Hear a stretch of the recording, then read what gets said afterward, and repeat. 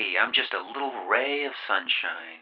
One that momentarily blinds you while you're driving, almost causing you to wreck and then disappears, leaving you cold and wanting.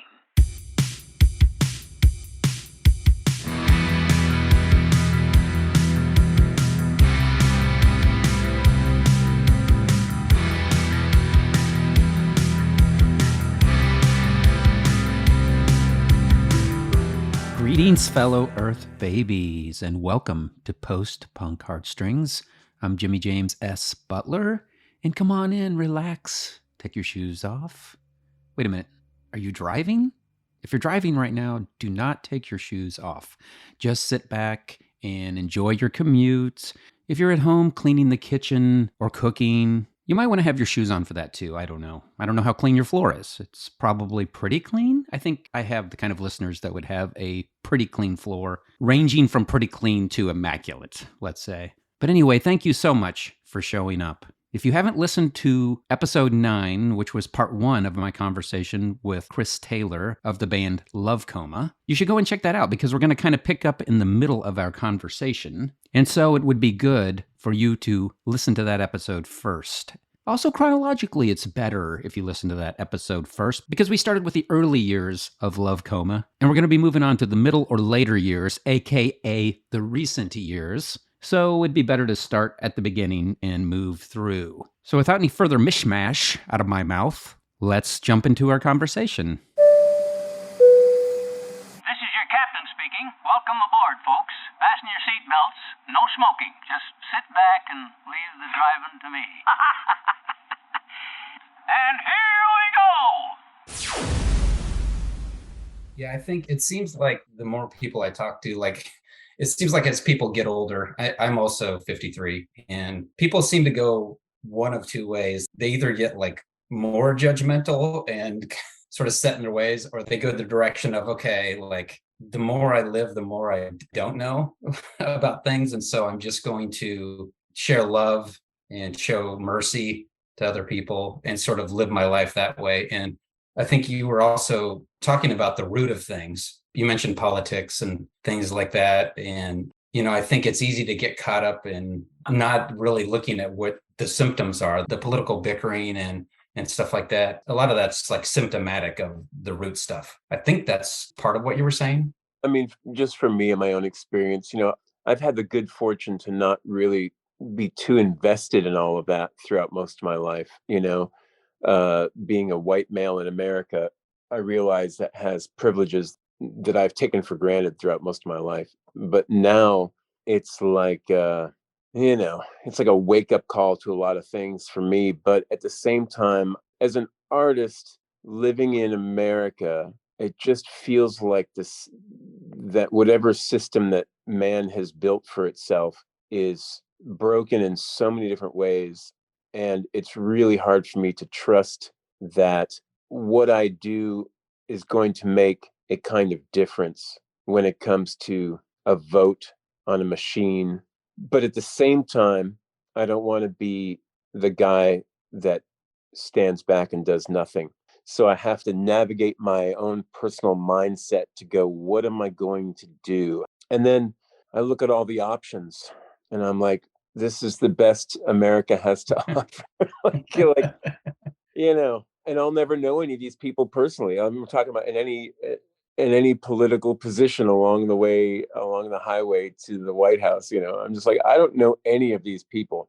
And I always just think that something's going down in the back rooms in the behind closed doors that I'll never know about. And this is the last thing I'll say about this, because I'm the last guy that should be talking about this at all, other than it's one thing if you and I were sitting out having lunch together one-on-one, but to put it over the airwaves is like, oh, Yeah. But I just find it really hard to trust anybody that doesn't have a sense of humor, especially when it comes to a politician. If a politician can't smile, can't laugh, can't take a joke, can't, laugh at himself or herself, if everything's got to be this intense missile of anger, then I have to bow out of that. I hear you. I don't care on whatever side. I don't even take sides like that. I'm just like, dude, I'm skeptical of anybody that does not have a sense of humor about themselves. Like a couple of years ago for my birthday, I had a roast, And so I subjected myself to a roast, and some of those dudes knew a lot about me, so they dug up the dirt, man. But it's a great thing, if you can put yourself through that and have people bring it, like bring the nasty, and you Right. and you can learn how to laugh at yourself and go, whatever. And if that roast is done in love, I think that's Yeah. a good thing. But yeah, that's all I want to say on the politics side of it. I'm just like, Yeah, I won't push you any further than that. I understand. I totally understand. Yeah. I think a humble heart is a good heart. It's indicative of someone who's going to be merciful towards other people. But yeah, I'm not even sure how we got onto that. It's probably my fault. We ended up there. I think it was the fact that we were brought up the song Selfless, and that has some very sketchy lyrics that I wish I could just retract. I wish I could reach into everybody's phones and record collections and just yank those lyrics out. You're not alone. And in light of, imagine if I had Steve Taylor sitting here and I sat him down and I'm like, okay, Steve, do you stand by all your lyrics? Yeah. Because he wrote a lot of stuff like that. So I think that one song isn't going to overshadow everything else you've done, right? Yeah. Yeah. So, and like you said, nobody even asked you about that anymore, that album. Like a dozen people going, I'm going to find out about this song. What do you think? Now they are. Now they're going to go look it up. Yeah. Let's stop talking about it. Let's stop. So I think the only other thing that the comment I had about we'll call it the old Love Coma days. I loved it all. And I tried to keep up with you, and I followed your solo career. And somewhere during that time, someone, and I don't know who, posted on Chris Taylor World, I think the links are all dead now, but at some point somebody posted a bunch of either demos or outtakes or something of a lot of old songs like during that period. And I think you've re-released those now. It's called Love Coma Lost Tracks. And somehow I found those, and they were all like MP3 downloads at the time. And it was a long time ago. It might have been late 90s even when I found those. It was in the CD burning days. That was like one of my favorite CDs for a long time. Hands Untied was one of the songs on there that really come in. Like I said, I kind of gravitate towards the demo, like raw kind of sound. So it was like a little treasure trove for me. So I remember after Language of Fools, when we finally sort of regrouped, we went in and recorded a bunch of songs in hopes that they would be on the next record. Price of Failure, Hands Untied, Just Another Angel Who Can't Get No Sleep. There might have been just a couple of others, but that would have made a good portion of whatever the next record was going to be at the time. And for those of you listening, it's available right now on Bandcamp, because I went and bought it again, even though I had it already somewhere buried in a box of CDs, because I wanted to support you. Yeah. Thank you so much. But yeah, there's some really great tracks on there. Just Another Angel, awesome track. This is a new dimension in sound.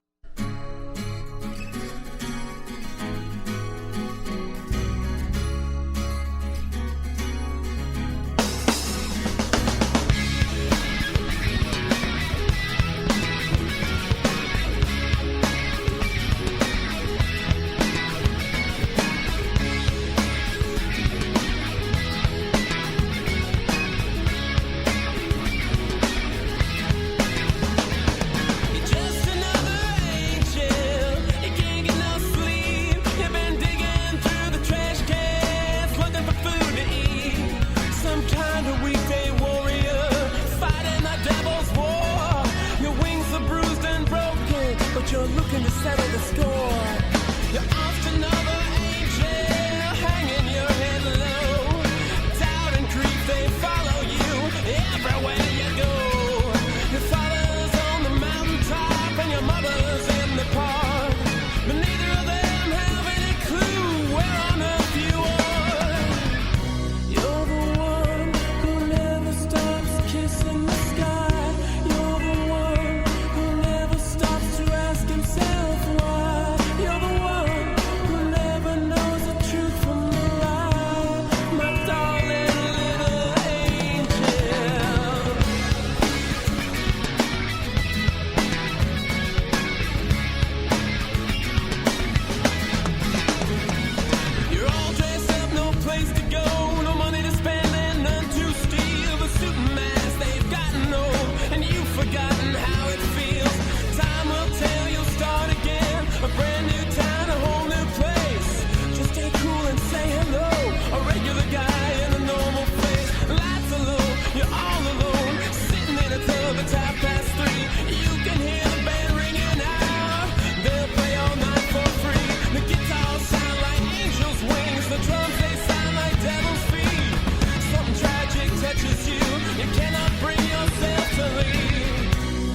You're the one who never stops kissing the sky.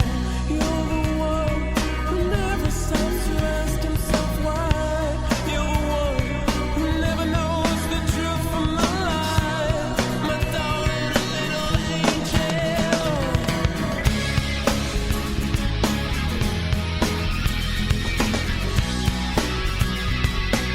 Why don't you spread your wings? Why don't you spread your wings? Yeah.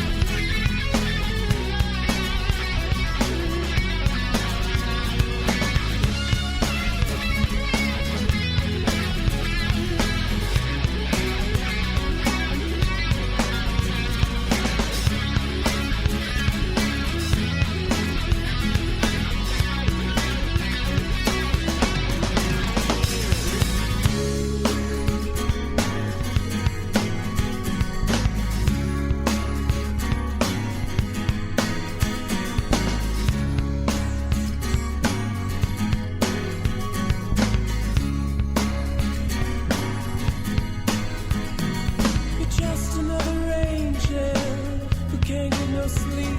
You can't get yourself together. You're too strung out to see. The heavens marked you AWOL. They're wishing you'd come home. But you're feeling like one of us now. You're feeling like one of us now. You're feeling like one of us now. Lost on your own.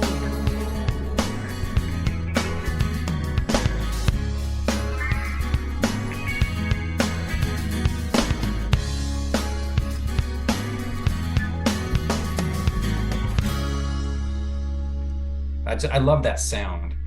There's a sound off one of your solo albums that's similar to that. Trying to think of the name of the song. Any other time I would be able to think of it, but I'm looking at you right now. So, but it talks about being in a boat. Higher Ground. Oh yeah. I love that kind of, I don't know, groovy bass sound of that song. And that was produced by Rick Elias and Mark Robertson. I remember Rick, the two guitar players on that album were Rick Elias and Jimmy Abag, and basically had the Ragamuffin Band as my band for that record. And I remember, when I first sat down and showed them the song on the acoustic guitar, I was kind of playing it. This is jaga, jaga, jaga, and I was just doing these big chords in E. And I remember Rick hearing that and translating it into that really cool guitar riff, which is just this over Aaron Smith's monster drum track and Mark's bass playing. And I realized, crap, I don't even need to play guitar in this song. This is amazing. So yeah, but that was such a great experience making that record. And I love those guys so much. Speaking of that record, let's talk about 33, another song I love, and a song I gravitated towards because I was always very much against the Christian culture, judgmental, be separate of the world, push them away, don't have anything to do with them. And it had the lines in there, and you could talk about these and what you meant by them, but I'm not going to reject the world. No, I'm not going to reject the world. We're going to pursue it this time, and higher we will climb. Was that an element of where you were coming from with that? Saying that's what Jesus was doing? Well, yeah, I remember first off, me sitting there going, okay, I'm going to finally write a song with Jesus in it. Like, this is the one, right? And so I thought, I want to simplify it to where even a guy like me could understand, on first listen, like, okay, we're going to just talk about the life of this guy, Jesus, And I was trying to take I don't want to say take the holiness out of it, but, I wanted to kind of bring him down to a human level in this song, so that I was just trying to write about him like he was like another guy. Just like, hey, there he is. And I had plenty of memories of being in the church where they were always, on me and talking to me about, why am I out there playing these bars and clubs? Why just play in the church? And this, like, there's so many misconceptions. Like, I don't go to the bars to drink beer. I don't go there to do anything other than play music and maybe hang out with some friends or whatever. You know, like I don't have this other life that I'm leading. That once I go in these doors, I'm this kind of person. And I just always found that a bit offensive and a bit like trivial. Like, dude, these places are allowing me to come in and do exactly what it is I want to do.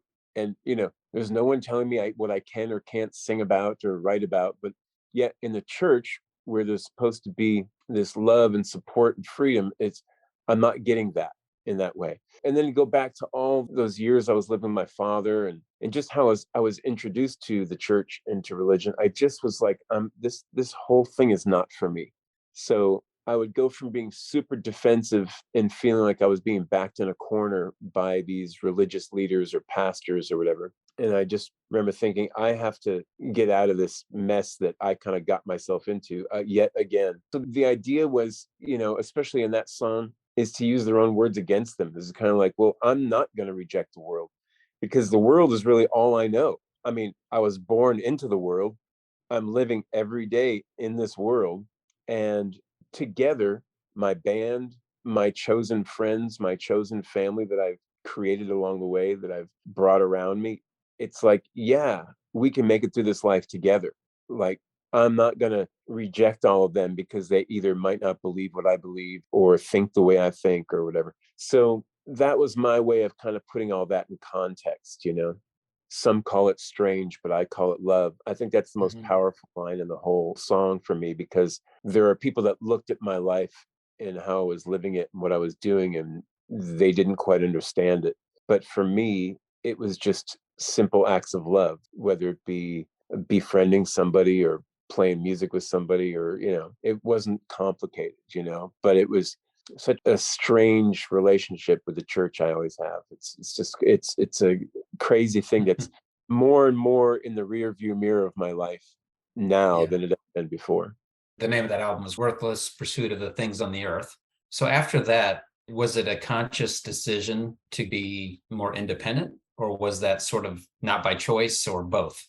Well, I think there's a few factors. Like one, so for Down Goes the Day and for Worthless Pursuit, they were both recorded with Rhythm House Records, and I'm super grateful to them for having fronted money, gathered people around me to make my music. They never told me what I could or couldn't write about, you know, and so I feel like I can stand behind both those records. But at the end of the day, I couldn't recoup any money. I mean, there's just like no money to be made. Nobody was buying the records. And even though it made a little bit of a splash in this part of the country, or, you know, or whatever, it just was not big enough to invest in yet a third one.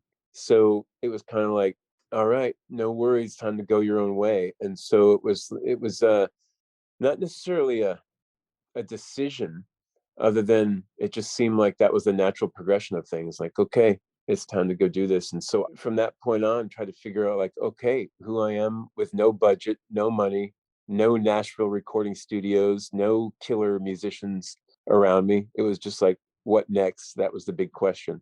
When you were talking, it reminded me of one of the lines in Worthless Pursuit of the Things on the Earth. Had some money for a little while. So what was your money for a little while?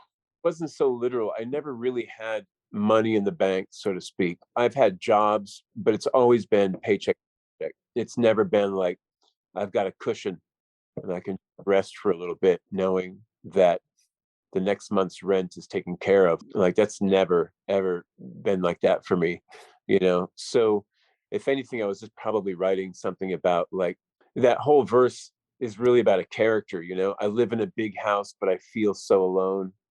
All the Yeah. toil, all the grief, all that pain. I think each verse in that song is really from different people's perspectives, you know. Yeah, and I think I remember that the title of that album was a line that Don Sheffer had mentioned to you, the singer from Waterdeep. Yeah, we were on tour with Waterdeep, me and my band, and Don was talking to the audience, and I was standing in the back of the room, and I think I was talking with somebody, kind of like low under my breath, while Don was up there pontificating in between songs. I haven't talked to Don though. I love that guy, man. I really love Don and Lori and that whole scene. So he was saying something, and in my mind, I could have sworn he just said worthless pursuit of things on the earth, like in the middle of it, like that was like part of a sentence he was telling his flock, his people, his crowd. And I perked up, so I wrote that thing down. Like that was back before you had a cell phone. Like I had to go track down a piece of paper and pen. And I asked him later, and I said, "Hey, earlier tonight, did you say something about the worthless pursuit of things on the earth?" And from my memory, he was like, it's possible. I could have said. I don't think he. Well, I'm just gonna take it, and I'm gonna run. I do that. I take things from people, and if I know them, I'll ask their permission, and if I don't know them, I'll take them. But at least I'll own up to it. It's not really stealing. It's taking something small and creating a whole other thing. To whereas, I'm not taking like the Beatles, "Hey Jude," and then just putting my own lyric over it. Hey dude, I do. this sounds vaguely familiar. Speaking of that, didn't you write a commercial one time where you did? Well, didn't you win an award for writing a commercial jingle, like using? I forget what song it was. Let's not talk about that right now. But it's. I'll tell you, I was more famous for writing a jingle. I did like a Weird Al thing where I was asked to be a part of this jingle competition. And a friend of mine kept on asking me, "Chris, you got to do this." And it was like the grand prize was like $5,000 or something. And so he wore me down, and I had no strength left to reject this thing. And it was coming up. There was a local competition. So we had to go down to the Riverwalk and sing this dumb, and like you have to understand, I'm trying to write deep spiritual stuff, and this is the exact opposite of that. So now I'm like, what am I gonna do? And feels so dirty, doesn't it? Yeah, I'm with my friend Eddie, who was in many a cover band, and I said, it was for Lever 2000. It was a soap jingle. So I'm like, I had this idea that popped into my head, and I'm like, what if I write a song called "Lather Up" instead of the Rolling Stones' "Start Me Up"? And so I was like, Eddie, do you know how to play some of the Rolling Stones' "Start Me"? He's like, yeah. I'm like, all right, would you do this thing with me? All you need is a guitar and a little distortion pedal. And he's like, okay, whatever. I said, dude, if we win this thing, it's $5,000. I'll just split it with you. Let's go half seats. Like, who cares? Right. Yeah. So a long, crazy, weird story short, we win the San Antonio thing, and then we go to LA and we win the nationwide thing. It was completely insane. It was completely insane. But remember that real famous you're famous, especially if you're a U2 fan. On the Red Rocks CD, Bono says, introducing Sunday Bloody Sunday, he goes, "There's been a lot of talk about this next song. Maybe too much talk. Too much talk. This is not a song. This is Sunday." Right. And everybody goes crazy. So I was like, I'm going to use that to introduce the song. So we're in LA and the curtain opens up, and I told Eddie, we're going to stay in characters. So you're going to be Keith Richards and I'm going to be Mick Jagger. And anytime anybody talks to us throughout the day, we're going to have to do these horrible, lazy act, like super thick British lazy accents. Like that we can't do, but let's do it anyway. Accent. This whole thing is a joke to us. Like this whole thing is like, so I can't be myself because again, it's about that protection. Like I can't just go out there and go, yeah, I'm really excited about writing a soap jingle. Like I'm not like this is. So we actually stayed in character. The curtains open us up, and it's downtown Julie Brown. Now, you're like, I don't know who downtown Julie Brown is, but back when MTV was like king, downtown Brown was on MTV, and now she's doing this thing. She's hosting this deal, and she's like, "All right, everybody, it's the Rolling Soaps," and yeah, it was that bad. Like it just kept on getting worse and worse. But it's like, what are you gonna do? You're singing about freaking soap to thousands of people. Like, okay, let's have as much fun with this as possible. So we're standing there, and I'm like, there's been a lot of talk about this next song, maybe too much talk. This is not a rebel song. This is Lather Up. And then, and Eddie's, and we proceed to rip into a 2-minute jingle of Lather Up. And we ended up winning, like there's 50 different, Wow. there's 50 people competing for this grand prize, and we win the whole thing. And it was so surreal.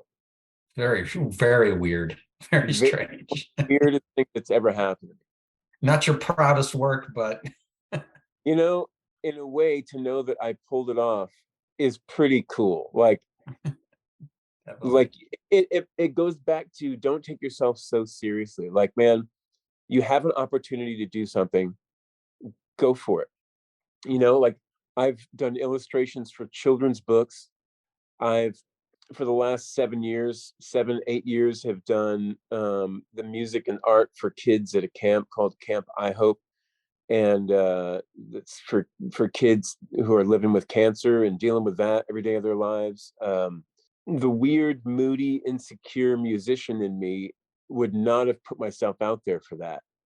But because I go, man, if I was going through that, if I was a young kid, I'd want somebody to come in and do some wild, crazy stuff and maybe try to make me laugh by making a fool of themselves. Like, that would be kind of cool.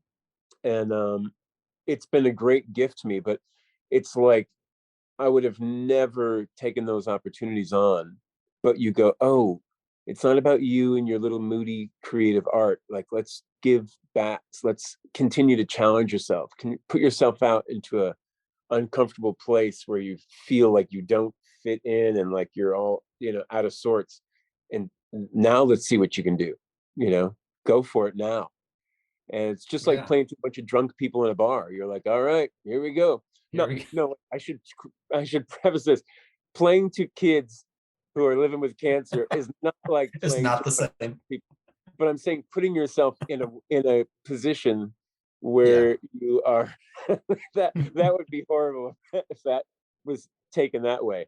That's not what I'm saying. No, I'm just trying to say, like, putting yourself in a really uncomfortable position reminds me of like when I used to do that playing in bars when I was a young kid, going like, okay, I went from strange churches into weird bar room culture into I love putting myself into scenarios where I'm like sink or swim. Yeah.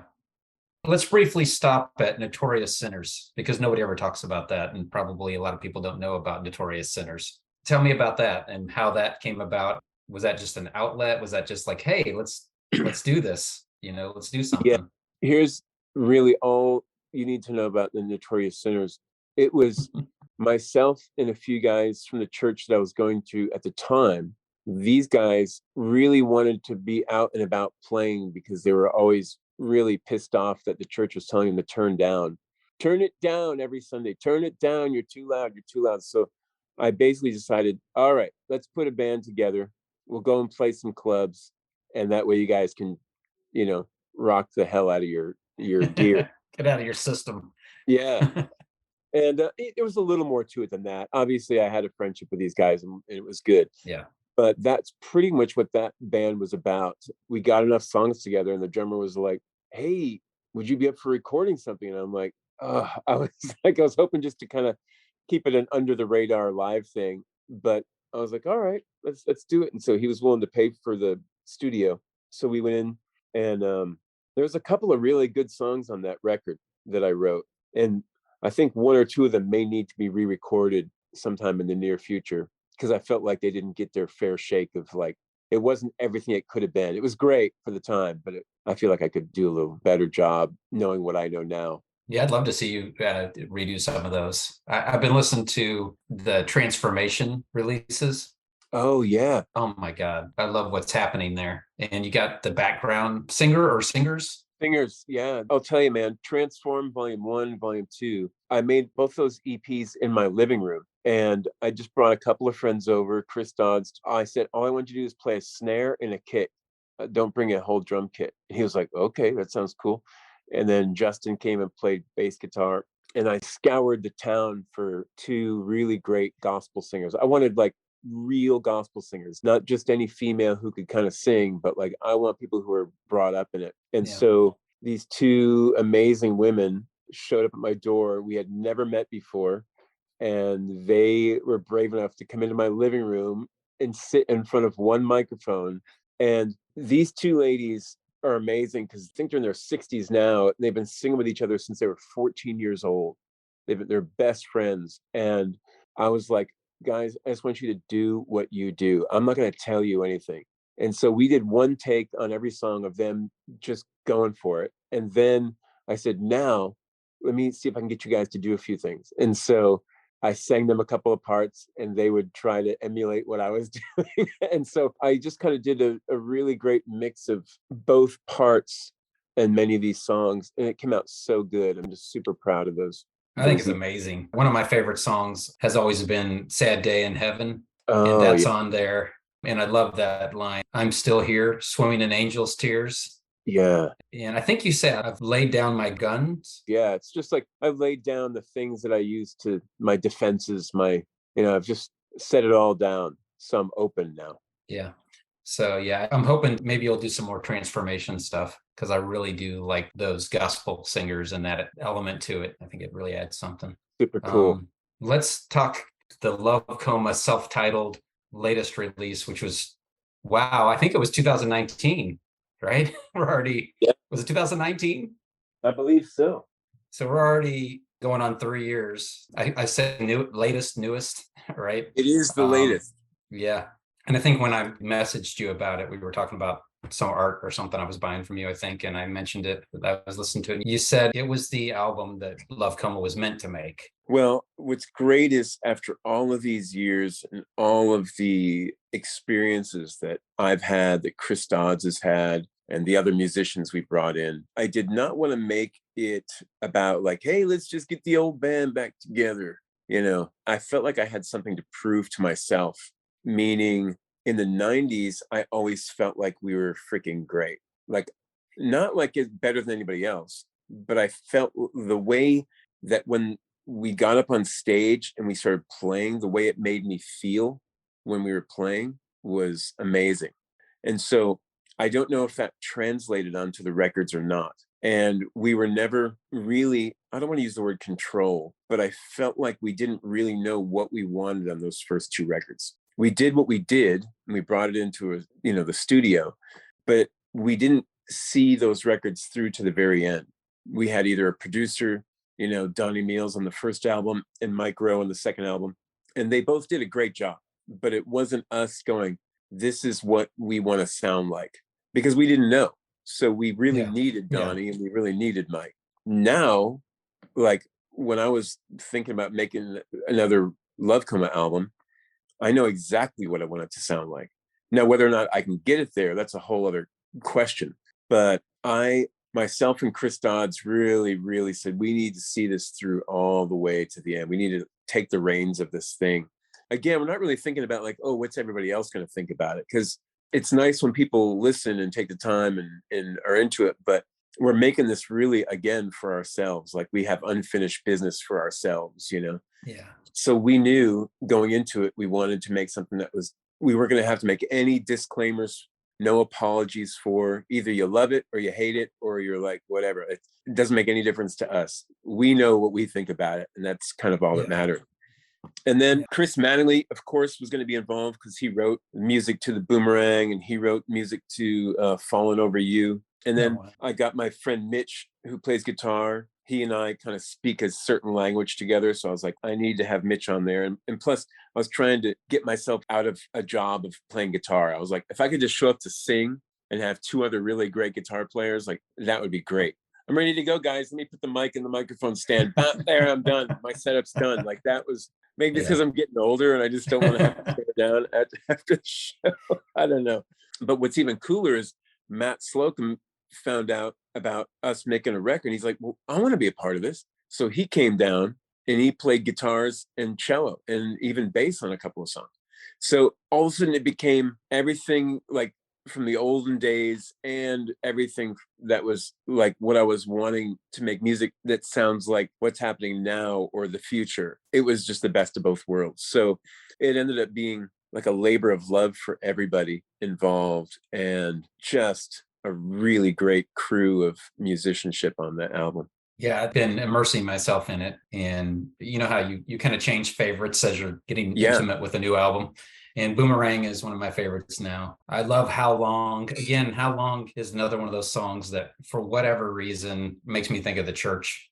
I don't know whether it's the minor chords and stuff in there, but I really like that one right now. Is there a favorite of yours? Yeah, I love How Long. That's been around since like 2006. I knew it was meant to be something more than it was in my head. Like I knew it was meant to be a really pulsating rock and roll song. But it wasn't until me, Matt Slocum, and Chris Dodds got into the studio with engineer Pat Mansky, and I showed it to the guys. I had a demo where I recorded my guitars, my acoustic guitars. I had a drum loops, just kind of show Dodds kind of like, here's what I'm hearing in my head, but I want you to kind of make it human and make it real, you know, and add your own personality to it. But it didn't have any electric guitars or anything like that. It was just like bare bones. And the guys loved my vocal so much that the vocal from the demo is the actual vocal that's on the record. So that was the first time I ever sang it. That's what you're hearing. And then I just went in and added all the background vocals because I felt like it really needed something haunting and beautiful going on in the background as well. And so, yeah, I was just blown away when we were making that one. I'm trying to reach you. How long will you keep me hanging on? How can I reach you now?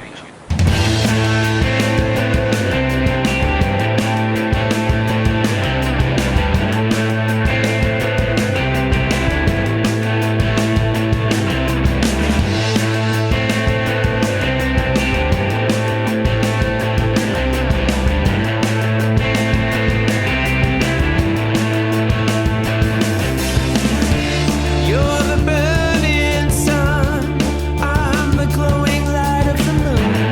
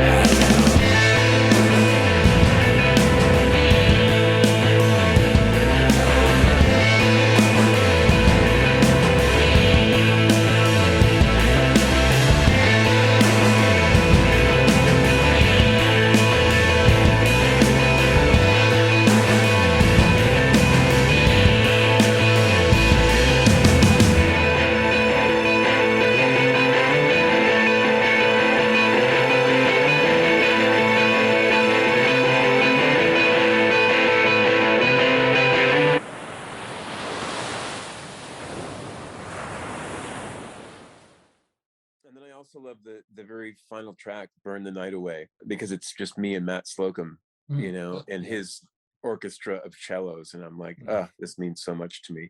As a lyric, it means everything to me. And then just the fact that it's just the two of us, you know, closing out the album is a beautiful thing. Yeah, cool. Some of my other favorites, Two of a Million. I really like that one. I like the guitar solo part in that one. It's really unique. I don't know how to describe it even. Do you know? Okay, so the next time you listen to that with headphones, you'll hear me singing along with the guitar. Do, do, do, do, do, do, do, do, do, right? That whole thing. So that's me before Mitch came over to the house. That was me going, hey, Mitch, here's kind of what I hear is a guitar solo. And so then Mitch proceeds to play over my vocal. And then I listened to it back and I really liked the way it sounded with my vocal in it. I was just going to take my vocal out and like it was going to be the guitar solo. But there's something really cool about, if I left my vocal in there and with Mitch's guitar, it just reinforces this whole melodic thing again. So yeah, I think it worked. I think that's what I'm hearing. Like it's like really unique.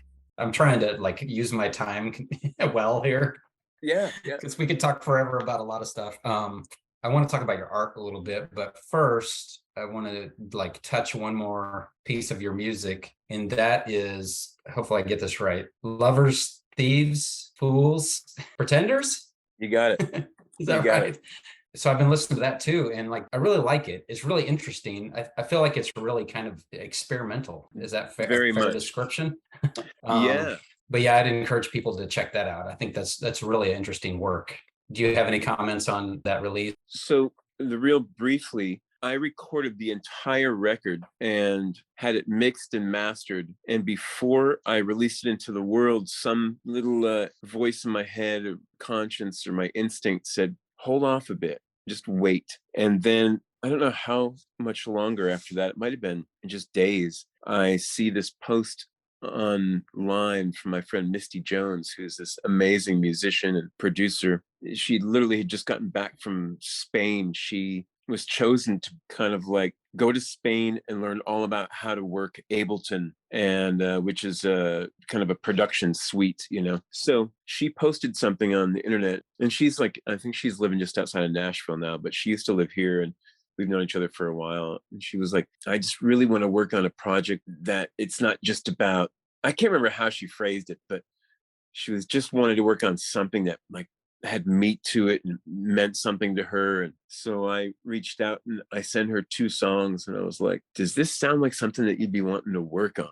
Because I would love to give it to you. And she heard the 2 songs. She's like, oh my God, I love this. I said, let me send you the rest of the record. So I sent her the rest of the record. And I said, what would you say if I just sent you all the stems, the individual tracks of every song? And I just said, play, do whatever you want. Just make it sound like there's actual human beings in the room. You know, like don't make it so far electronica where there's no humanity left in it. But other than that, when you say it's done, it's done. And you're not going to get, oh, can you turn this vocal up or can you make it more, you know, none of that. I've already made the record. You know, I spent 3 months making this whole thing, but something tells me it would be even better if you were involved with it. And so for the next 4 or 5 months, she would send me, like every month she'd send me a song in my inbox. And it was like Christmas morning. I'd run and get the headphones and listen to it over and over and over again. And just, you know, and I was excited because I was surprised at the decisions she made and what she chose to keep and what she chose to get rid of or play herself. Or it was so amazing. And it was the best decision that I have made for that record. I'm so grateful I did. I think she made it into something that's really modern and timeless and like strange, but yet there's all of this sort of really beautiful, sort of haunting gospel stuff to it. And so I'm super proud of that record. That's right up there for me. Yeah, I think you just said it perfectly, that the mix, it's modern, and there are parts of it that remind me a little bit of like Octoon Baby or the deep, like there's a lot of deep, like real bass type sounds underneath everything, which I love, but there's also like that, it has a lot of heart and it's beautiful. I love it too. Yeah. So I did everything I could do with my own set of colors. And then to have somebody with a whole other set of colors coming in. Misty and I have such a great friendship and a history that I would never have just said to anybody, any producer, hey, just do whatever you want, you know? But with Yeah. Misty, I was like, I trusted her because we come from similar, kind of cut from a similar cloth. So I was like, you know what? I completely trust you, and surprise me and surprise yourself, and like just play and don't feel like you have to worry about pleasing me. Like just go with your instincts and just do what you want to do. And it really, really worked. You know, like the beginning, there's a song called Glorified Song of Depression. And the beginning of that sounds like a video game, like an arcade. Like what I'm going, what the hell is this? And but the more I listened to it, the more it just made me laugh and smile, because I'm going, this is one of the most gut-wrenching songs I've ever written about kind of like where I'm at in my own spirituality and everything. She turned into a video game, but it goes from a video game into like a arena rock monster. It's like Yeah. huge. Yeah. So lots of surprises. Yeah, it's great. A couple other things I thought of as we were talking that I wanted to mention that we alluded to earlier was you've done some Cars covers, and your Yeah. latest one, Heartbeat City, was an interesting choice. I think an often overlooked song of the Cars. Would you agree? Oh, totally. Yeah, it's a great song, and I'm glad you chose to cover it. Available for Patreon supporters, for those of you who want to consider doing that. Did you do that one by yourself? You did one of the Cars covers with someone else. Oh, yeah, yeah. So my friend Bob Simpson and I, who's a Yeah. songwriter out of Lubbock, he and I were doing, and still will be doing, sort of like a side A, side B. We both pick an Yeah. artist. He covered Just What I Needed, and I covered Since You're Gone, and I had him play on mine, and I kind of did something on his, and that's a lot of fun to be able to do that. But then I just started doing like, okay, what if I just do this for Patreon and go through my list of songs that I've just really loved over the years. And so I'm going to be doing more of those, just more sort of real simple takes on some of these songs that I've loved for my whole life, you know? Yeah, and one of the benefits of being a Patreon supporter is you're trying to give back for the people who support you. And you've done videos, you've taken song requests and done videos. You've done a lot of extra stuff Yeah. to show your appreciation. Yeah, sometimes it's forest for the trees. Like, I don't know exactly why people are supporting me, or what, if anything, they expect when they say, all right, I'll sign up to be on Patreon. But I'm like, okay, between music, video, behind the scenes stuff, digital art that you can print out, frame and hang on your wall, whatever the case may be, it's like, I want to be able to offer those things. And then if anybody has any suggestions, like maybe I'm overlooking the obvious, like, Chris, why don't you do X, Y, and Z? Like, oh, I never thought about that. So I'm always open to suggestions of what people would want to hear or see from me on my Patreon. Yeah, and you're doing a great job. You're putting out a lot of variety of things. So I think it's worthy of anyone to go and check it out and support you. And so kind of leading from the music into the art. I don't know what it is about your art. I guess it's just for me personally. I've always been drawn to your style of art. And lately you've kind of diversified and been doing a lot of different styles, but I've always been drawn to it. And you did some drum heads a while back, and I had you do a couple. And my intent is to give one of those away on this podcast to somebody who either doesn't have your artwork or is interested in some of your work and, just couldn't get it before.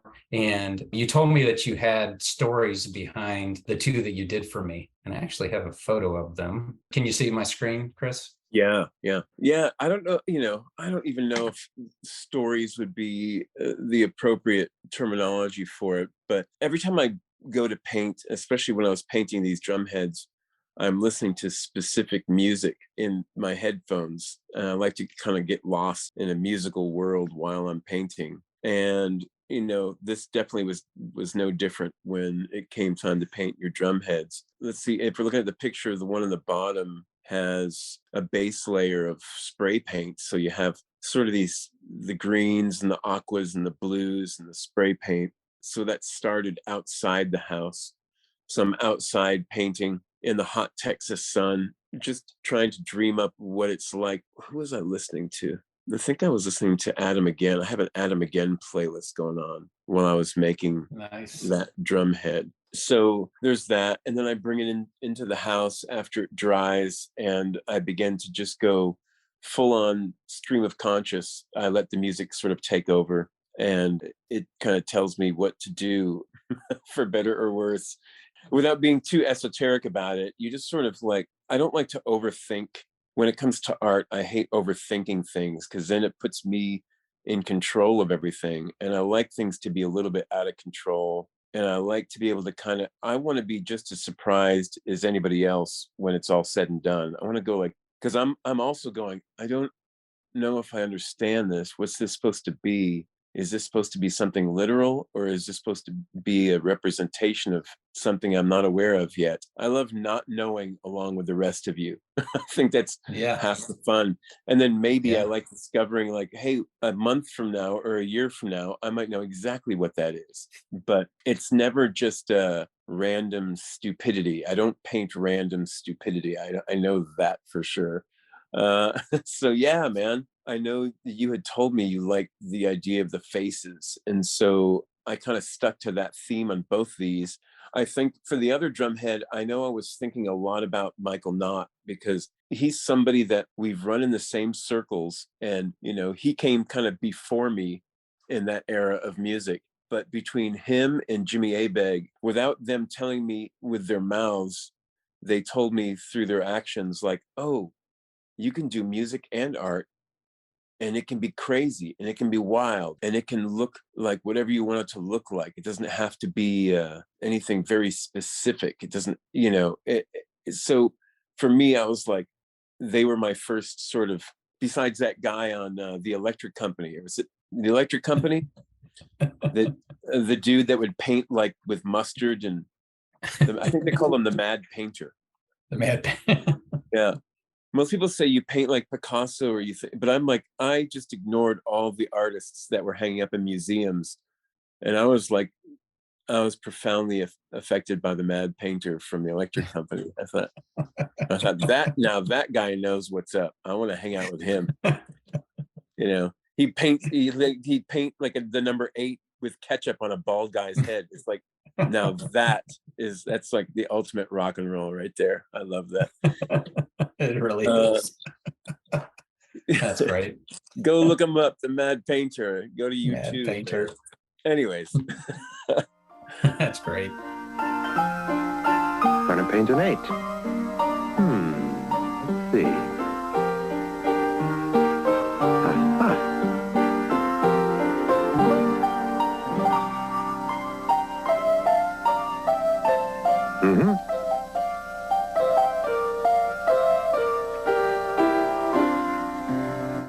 Uh-oh.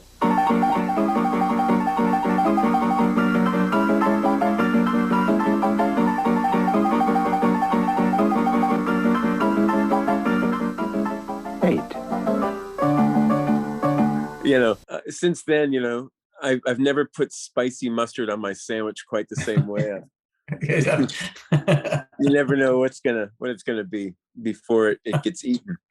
That's great. Yeah, so Michael Knott kind of had this influence on the other drum head with the oranges and the purples and those two faces, and some sort of like, I don't know, some sort of energy flowing through those two people.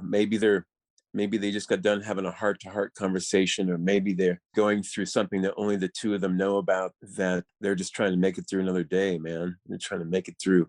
So yeah, there's some sort of that energy, or I don't want to say telepathic, but there's something that the two of them, they're in it together, they're going through it together.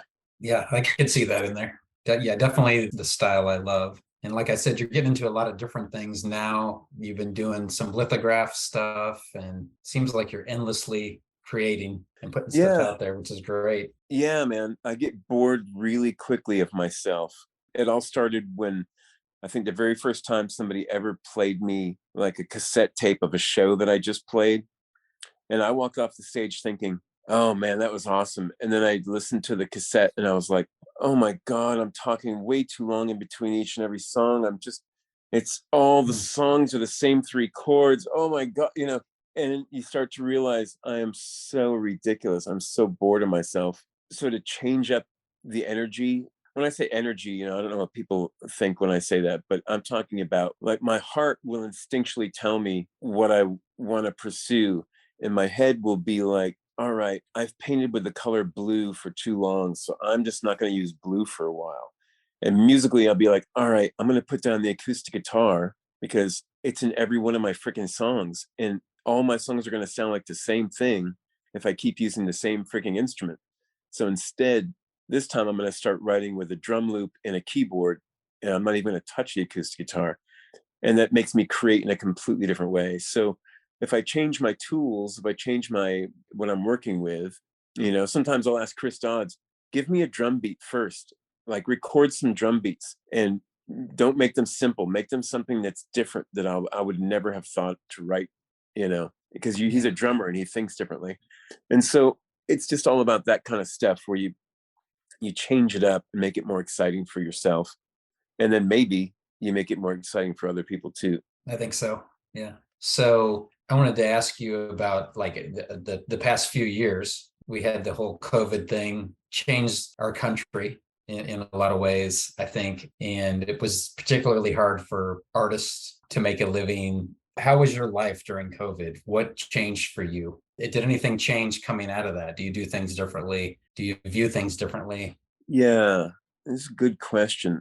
I found out a few things about myself. Like, I love my own company, and I don't need everyone around me telling me that they love me. You know what I mean? Like, I don't need Yeah. Oh, yeah. That validation. yeah, I don't need it as much as I thought I did. But I do miss that really great connection between a musician and an audience. Not about love, not about like, we think you're so great, but about that kind of like, oh, you're speaking to us, like we get it, we're connecting to you. I miss that. I miss a bit of that connection. But I really love being in my own space.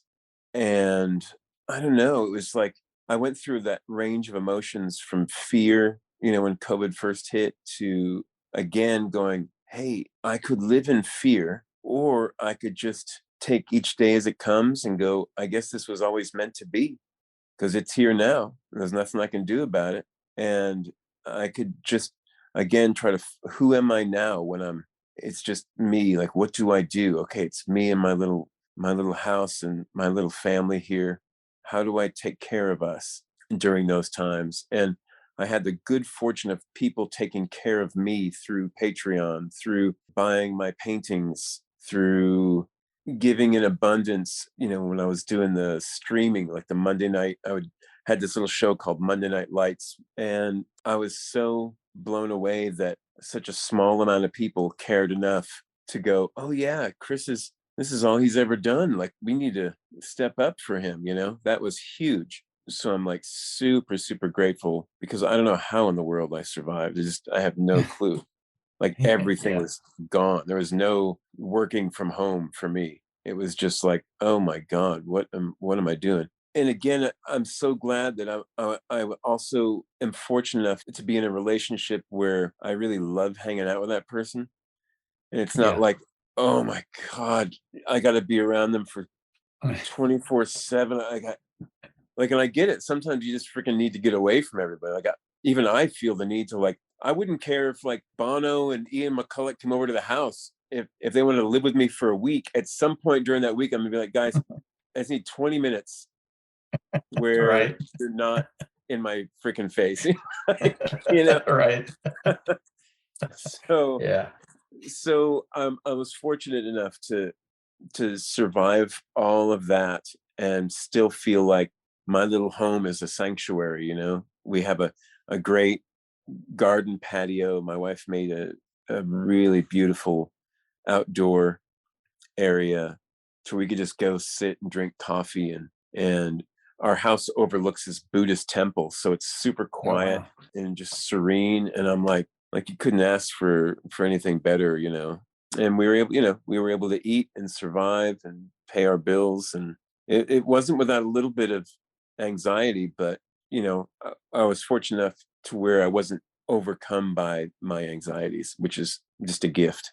Yeah. I don't know if it's like this for musicians. Maybe you're busy creating and making music and stuff, but were there any albums like for me, there were a couple albums during this COVID period that kind of gave me the light of music or hope or what or something like that. I don't know how to say it exactly. I guess I'm not saying it very eloquently, but were there any albums you listened to during that time that just sort of gave you that feeling? Funny enough, there were definitely albums like we listened to a lot of Brian Eno, his instrumental stuff, Daniel Lanois' instrumental stuff, and even Bruce Coburn's instrumental. I made a big compilation of like every Bruce Coburn instrumental I could find. And between those three, I'm sure there were a few others, but I needed specifically instrumental stuff for a while. Like I just didn't want to hear another freaking voice speaking into my existence, I just wanted to hear music. And because of that, I ended up making 2 instrumental records because I thought I need to make music for this living room space. I'd be waking up at like 5:30 in the morning and going downstairs and making coffee. And I'm like, I want to hear music, but I don't know if it's music that already exists or not. And that's when I ended up over a period of time just making a couple of my own instrumental albums, which I also just loved. So, but they were only made to fill up my own living room. And then I just put them out there for everybody. I don't know if people even realize that they exist or not, but there's something special about it. Yeah, cool. That's awesome. Well, I kind of want to wrap it up. I know you're busy. You have a lot going on. You're getting ready for some stuff coming up in the last half of the month. Yeah. But I do want to, for one thing, like ask if you want to talk about anything, you want to plug anything. I mean, I'm going to put links and information, and I'll talk more like on an outro about all your work and stuff, and kind of nudge people to go check it out, support you. But is there anything that you want to share? I would just say, to anyone who's made it this far and listening to this, is that not to be afraid to pursue the things that bring you joy. And whether it's an artistic endeavor or whether it's just whatever it is in your heart that, that brings you a lot of joy. For some people that's spending time outdoors and gardening or planting flowers and or plants or taking care of their kids or like whatever it is. Everything is a creative endeavor, really, if you think about it. But I think if we all pursued that, it doesn't have to be a job or something to make a living at, but if it can help us, I think doing things we love and that bring us inner joy, that helps us find ourselves a little bit, and really can, I want to say the word combat all of the negativity that this world throws at us from a daily basis. It's like, if you can find something that you love to do, like for me, I've learned to just take really like small canvases and my watercolors with me pretty much everywhere I go, and just sitting there and painting really very fast watercolor paintings while I'm out watching somebody play music or something is like, it's such a simple, small thing, but it brings me a lot of joy, But everybody's got to find what it is within themselves that brings them that same kind of joy. And I think if we all spent more time doing that, I think I don't know, I don't want to turn it into a We Are the World moment, but I don't know, it just seems like it would be a little sweeter in the world if we There'd be a lot more peace, and everybody would be a lot more centered and calm. Especially when you get to our age, you start thinking about more about stuff like that, finding that peace, finding that center, finding those things that, you value every day more. You value your right now versus the past or what may be to come. Most definitely. So it could be like working outside, could be going for a walk, could be a lot of different things, right? It doesn't have to be art or music. Exactly. So you just got to find your thing. You got to find your Norman. Do you remember City Slickers when he found his Norm? Oh, that's right. Billy Crystal, man. Your one thing. Your one thing. Right. That's so great.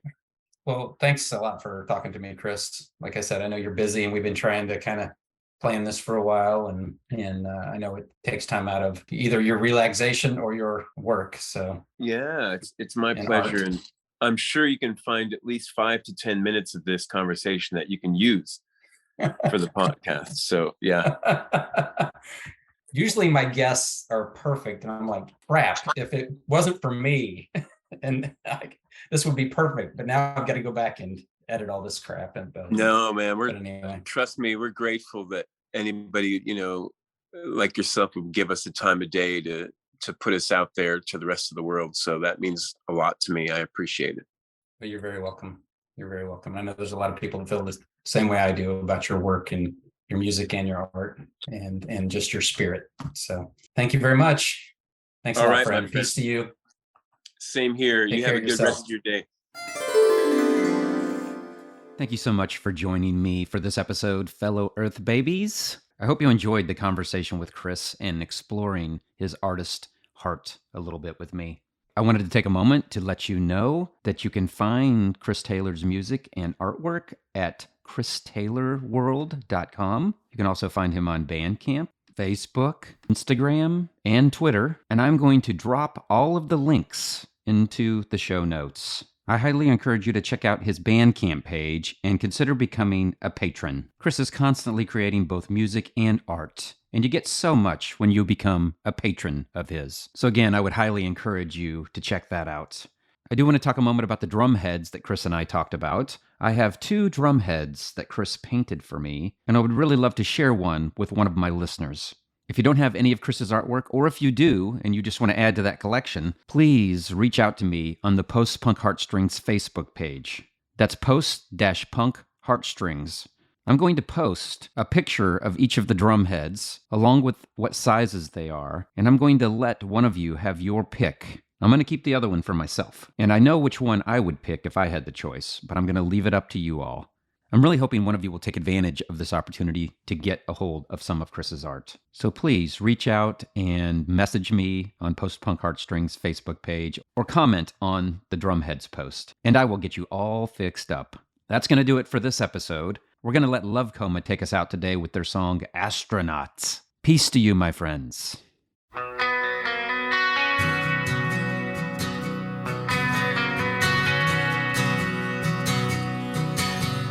She sat me on the edge of a window of a dream.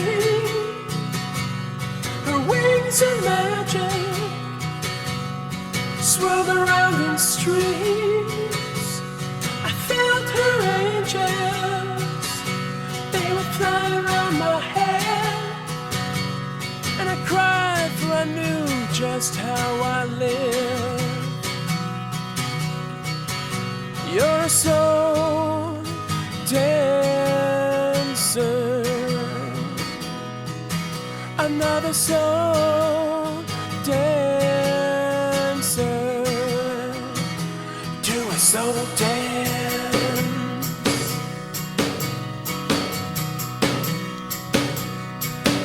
So I left the corner for a walk through the streets. I opened up my eyes to the devil at my feet. With a small hurricane, he conjured up a spell. It was a vision of heaven and a taste of hell. You're a soul dancer, another soul dancer,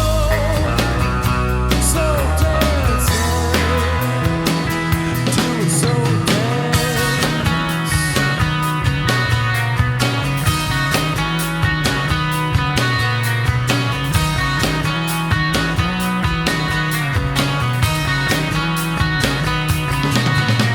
You stuck around longer than today's crazy wind.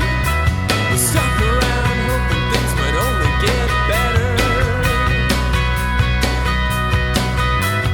Wake me in a cold, cold sweat, my own suffering. I'm just an outcast in a land of lepers. So work out